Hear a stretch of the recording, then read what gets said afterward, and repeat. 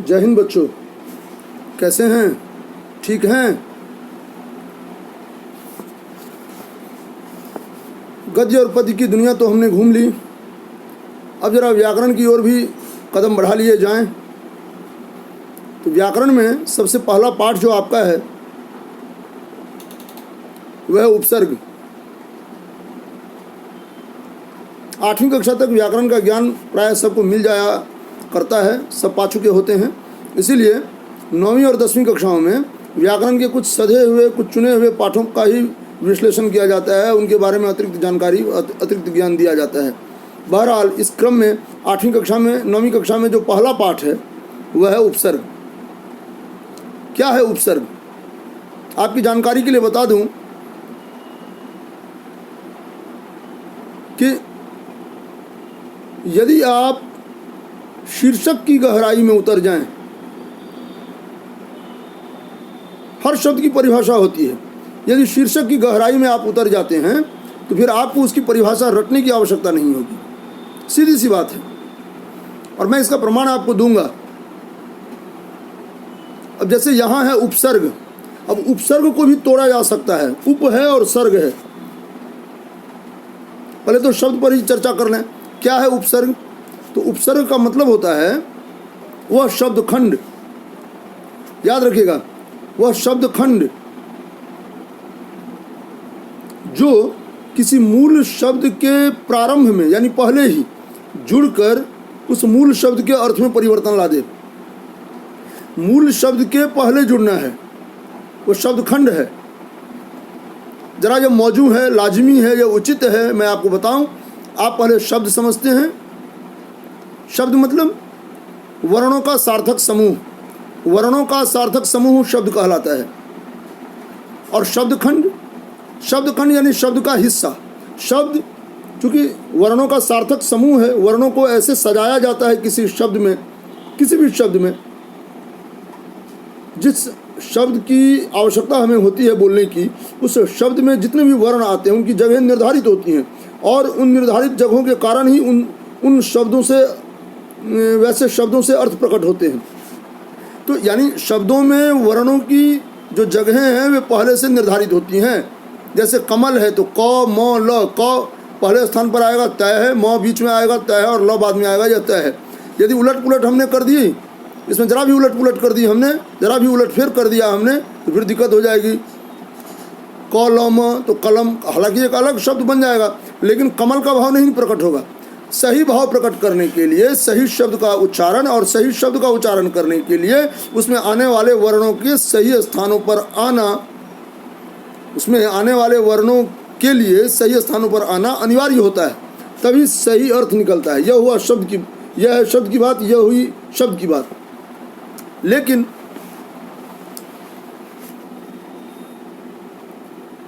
जब आप शब्द खंड की बात करते हैं तो वहां मामला कुछ और अलग हो जाता है। शब्द खंड यानी शब्द का टुकड़ा। शब्द खंड अर्थात वर्णों का जो सार्थक समूह है उसका भी टुकड़ा। अब जाहिर सी बात है, जो शब्द है वह अर्थ प्रकट करेगा, लेकिन शब्द खंड कभी अर्थ प्रकट नहीं करेगा। तो ऐसे ही कुछ उपसर्ग, शब्द खंड जो मूल शब्दों से पहले जुड़कर यानी प्रारंभ में ही जुड़कर उन मूल शब्दों के अर्थों में अंतर ला देते हैं, उपसर्ग कहलाते हैं। यह बात है। और मैंने पहले आपसे कहा था उपसर्ग का मतलब क्या होता है, इसको भी तोड़ा जा सकता है। उप और सर्ग। सर्ग है मूल शब्द, और उसमें उप अपने आप में एक उपसर्ग है। उप जो है वो अपने आप में उपसर्ग है, क्योंकि मूल शब्द सर्ग है। सर्ग का मतलब होता है अध्याय।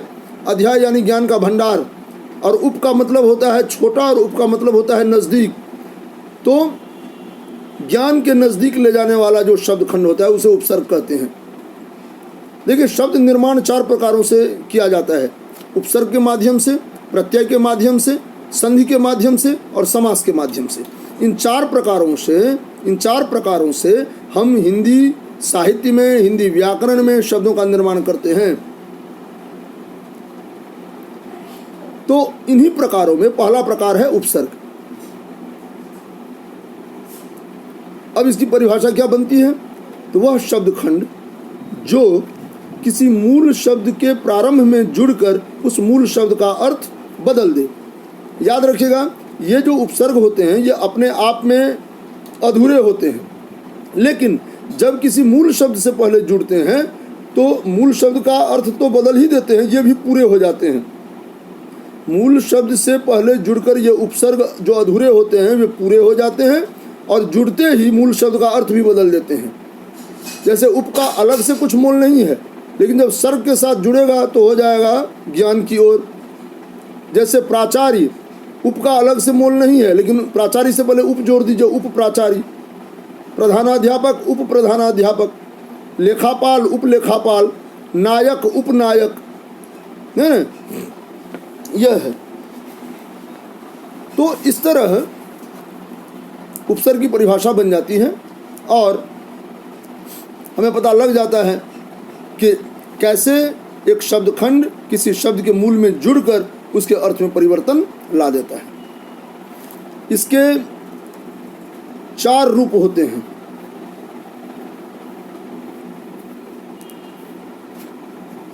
मूल रूप में उपसर्ग के 4 रूप होते हैं, 4 भेद हैं।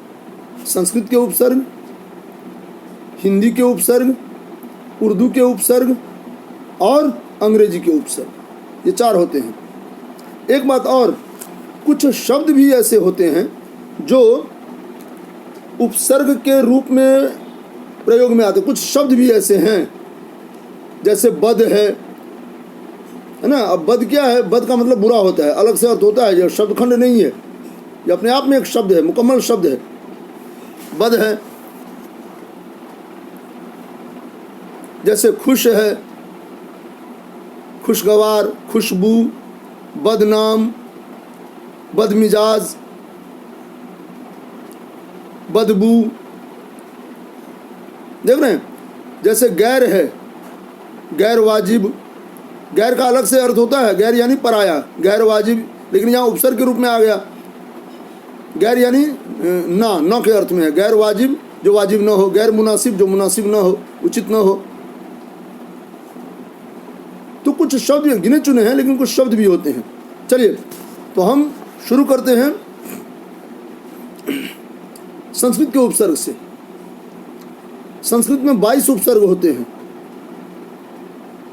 प्र, परा, अप, सम, अनु, अव, निस, निर, दुस, वी, आ, नी, अधि, प्रति, परि, उप वगैरह वगैरह बहुत सारे हैं।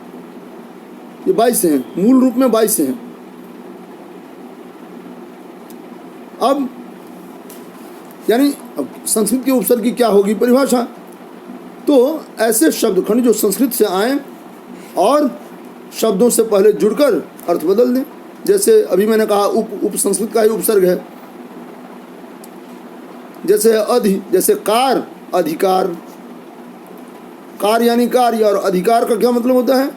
अधिकार का मतलब होता है कि किसी पर सामाजिकता, न्यायिकता, कानूनी तौर पर अपनी पकड़ बनाना, वही अधिकार है। हर शब्द की परिभाषा है। जैसे है नायक, अधिनायक, उपनायक, खलनायक। यहाँ खल जो है, देखिए खल हिंदी का भी है, संस्कृत का शब्द है। खल का मतलब दुष्ट होता है, शब्द है, लेकिन इसका प्रयोग नायक उपसर्ग के रूप में हो गया। खलनायक, नायक, खलनायक, यानी जो अच्छे काम न करे, जो बुरे काम करे, जो खराब काम करे, यह है। तो ये संस्कृत के उपसर्ग हैं। आपकी किताब में बहुत सारे उदाहरण हैं, देख लीजिएगा। प्रति है, परि है, योजना में परि लगाइए, परियोजना। त्याग में परि लगाइए, परित्याग, है ना। छेद में परि लगाइए, परिच्छेद, है ना। परि में इच्छा लगाइए तो हो जाएगा परीक्षा। बहुत सारे। अधिगम है, प्रतिकार है, प्रतिरूप है, प्रतिमान है। अ, अन, अति, अधि, अभि, अनु, अप, अव, आ, उत, उप, तत्, दुर, नि, निस, परा, परि, प्र, प्रति, वि, सम, स, सु, स्व, दुस, निस। बहुत सारे हैं, मैंने कहा ना, भरे पड़े हैं। ये वह संस्कृत के। हिंदी के उपसर्ग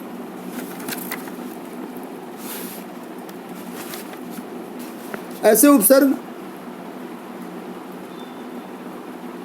जो हिंदी के व्याकरण में पाए जाते हैं, हिंदी शब्दों के जो अधूरे रूप हैं, हिंदी के जो शब्दांश हैं, वे हिंदी के उपसर्ग हैं। जैसे अध, अध यानी आधा, जैसे अध कपारी, आधे सिर में यदि दर्द हो तो अध कपारी, अध जला, अध खाया, अध पका, अध पढ़ा, अन, अन है। अन दो होते हैं, एक है और दंत्यन हलंत अन, ये संस्कृत का है। जैसे अन जोर अधिकार अनधिकार, अन जोर उपयुक्त अनुपयुक्त, अन जोर उद्योग अनुद्योग। लेकिन एक है अन जिसमें न पूरा है, हलंत नहीं है, याद रखिएगा। हिंदी में व्यंजनांत कोई शब्द नहीं होता, वर्ण व्यंजनांत नहीं होता। हिंदी में वर्ण जो है वह स्वरांत होता है, संस्कृत में व्यंजनांत होता है। यही अंतर है हिंदी और संस्कृत में। तो अन यानी अनदेखा, इसमें न हलंत नहीं है। अनपढ़, अनजाना, अनचिन्हा। नि है निषेध के रूप में, है ना। जैसे निपुता, निडर, निसंतान, निकम्मा, निहत्था वगैरह वगैरह। भर है जैसे भरपूर, भरसक, भरपेट, भरमन।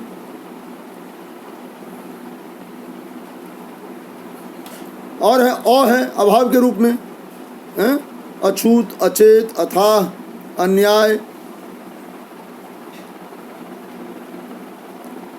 नहीं, अकाज, अजान वगैरह वगैरह। उन है, उन यानी एक कम। असल में यह है ऊन, दीर्घ ऊ और दंत्य न। लेकिन जब यह जुड़ता है तो इसकी वर्तनी अलग हो जाती है, ह्रस्व हो जाता है। जैसे 50 में ऊन लगा दीजिए, ऊन जोर 50 तो हो जाएगा 49 न होकर 49। ऊन जोर 30 29। ऊन दीर्घ है, लेकिन जब ये जुड़ता है तो इसकी वर्तनी बदल जाती है, ह्रस्वकार हो जाता है। ऊन जोर 40 39। ऊन जोर 60 59। लगेगा दीर्घ ऊन, लेकिन आएगा उन, इस तरह से। तो अध है, अन है, नी है, भर, अ, उन, कु, दु, कु यानी कुपूत, है ना, कुचाल, कुढंग, कुरंग, दु, है ना, दुबला, दुकाल, दुगुना, दुस्तर वगैरह बहुत सारे हैं। इस तरह से आप देखिएगा कि संस्कृत के, हिंदी के ये सब जो है शब्दखंड, ये शब्दों से, मूल शब्दों से पहले आकर अर्थों में परिवर्तन कर देते हैं। शेष अगले वीडियो में।